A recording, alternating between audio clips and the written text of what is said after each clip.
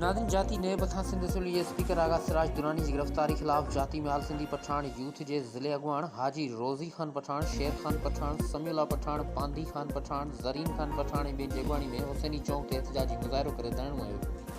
जंहिं बैदि अॻवान नेवान सहाफ़त जाती मीडिया से ॻाल्हाईंदे चयो त नए वफ़ाक़ी हुकूमत के नाकाम हुक्मराननि जे चवण ते सिंध असुली जे स्पीकर आगा सिराज दुरानी के कूड़ा केस दाख़िल करे खेसि गिरफ़्तार कयो आहे। इन्हनि चयो त आगा सिराज दुरानी पीपी जो सचो जियालो आहे, जंहिंखे ईसाइण लाइ मथस कूड़ा केस दाख़िल करे खेसि बेगुनाह गिरफ़्तार कयो वियो आहे। हिननि चितारींदे चयो त आगा सिराज दुरानी ते कयल कूड़ा केस ख़त्म करे खेसि आज़ादु कयो।